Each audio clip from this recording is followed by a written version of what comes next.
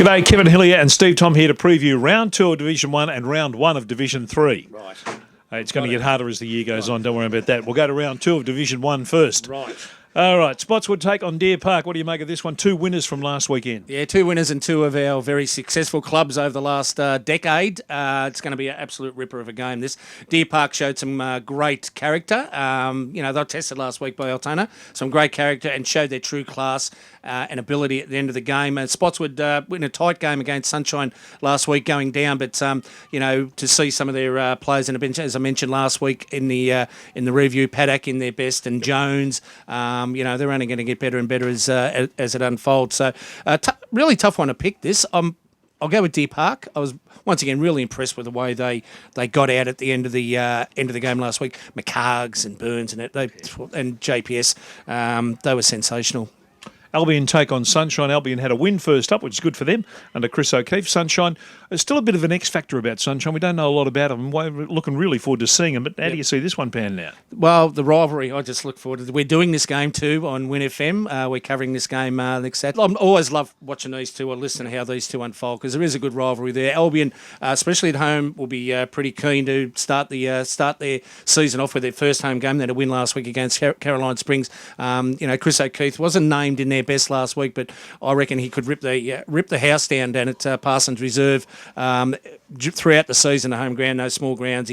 We know he loves having a little bit of a rest up the forward line these days and taking a big hanger. But I think from that midfield he can cause some havoc. He's about to take one on the back of his neck. No. Joshy Bench is the other one we mentioned last week. So they've got some good players, Albion, and they'll be fired up. As will Sunshine Kangaroos. I think would be disappointed. I'm going to go with Albion, only because of the home ground advantage. And still, to be honest, I still don't know a real lot about Sunshine Kangaroos. They're new players. We know the ones they've got back can play, but I think they're... and losing Stocko, I only found out last week that their key forward from last year, I thought had a really good year, is not playing. He's retired because of work commitments. So that leaves him a good goal kicker down. All right, first look at St Albans for the year. They take on Werribee Districts down at Kings Park Reserve. Be interesting to see Timmy Jenkins and how the boys front up. Yeah, they've lost a few. They've lost a couple of good players. Keen O'Shea going to Caroline Springs. That's a pretty big loss there. Bon Giovanni's another one. He was a regular senior player. Once again, St Albans, I don't know really who they've picked up, who they've recruited. They copped a really bad run of injuries. They come home like a steam train. Pepe loved that saying last year, the steam train coming home at the end of last year, St Albans, but a couple of injuries late, right on the end of the season, knocked off their chances of going there. So who they've picked up will be interesting to see.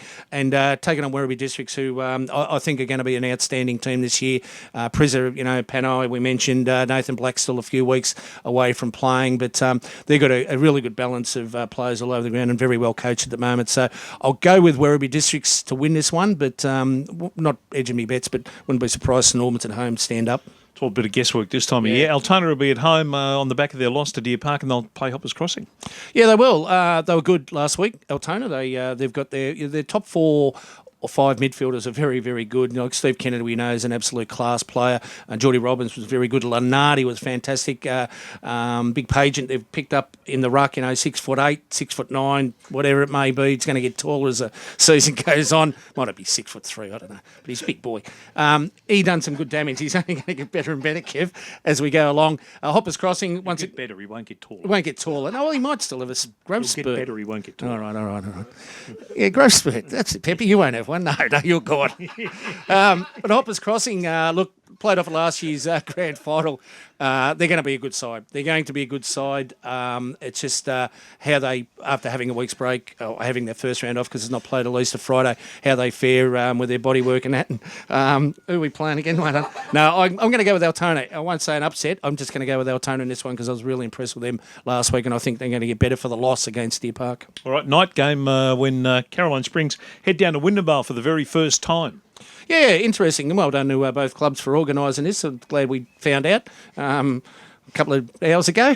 Helps us out a little bit when we find out that they are night games. But it is good. Windham Vale going down last week. Once again, they're going to be competitive. They're going to be good. But I don't think Caroline Springs would have learned a lot. The younger 6 to 8 players at Caroline Springs would have got great experience out of that loss or that first game in Division 1 last week. The extra pace of the game, and the extra strength of the game, and skill level of the game. And I think they're only going to get better for that. So going to go with the Lakers, with Caroline Springs. I reckon they may get their first 4 points for the season in Division 1. All right, that's round 2 of Division 1. Let's have a look at round 1 of Division 3. And we've got Tarneit taking on Sunshine. I'm asking questions at the end of the program. Tarneit take on Sunshine Heights. Tarneit have recruited really well. Sunny Heights, they're always competitive under Robbie Greta. Oh, always competitive. They'll have a red-hot crack no matter who they play, where they play them, Sunny Heights. But Tarneit, they've picked up some very good players. Probably, for Division 3, that's why this competition's so great. Our Division 3 clubs have been able to pick up the calibre of a Damjanowski, Mitchell type of players. They're very good. Tarneit to win this comfortably. North Sunshine take on Sanctuary Lakes. Both sides had their troubles over the summer, but they're up and about. See how they go. Yeah, I think Sanctuary Lakes, North Sunshine would be pretty keen to win this one at home especially, but I think Sanctuary Lakes, it was a bit of a topsy-turvy pre-season, where they struggled for numbers for a little while, but as we mentioned, Darren Finlay, a very good coach, very astute football person and Western Suburbs person. I reckon he'll have them fired up, and I reckon they'll just get home in a good tight game. Wyndham Suns take on the Brookers. Yeah, once again, a good game. Bradbrook have picked up well. They've stabilised the club. They're moving in the right direction, and I think that's fantastic. But Wyndham Suns are going to be far too good, Kev. They've recruited extremely well for a Division 3 club, and you're going well in a competition when you're getting players from Division 1, Division 2 going down playing Division 3. So Wyndham Suns to win that. Speaking of that, Parkside with Jason Cloak on board, Nick Kondos coaching take on Lavington, who've had their share of challenges during the off-season. Yeah, it could be an ugly scoreboard, this one. Parkside, they're still smarting. They're hurting over the loss last year in the grand final against Newport. So they'll have all guns firing, and some fluffy back into that lineup. Miratore and Buttigieg. Bakalooki Buttigieg playing. They've got some outstanding players, and they'll be far too good for Lavo. All right, that's a look at Division 1 and Division 3. Division 2 to start after the Easter weekend. But get out and see some local footy.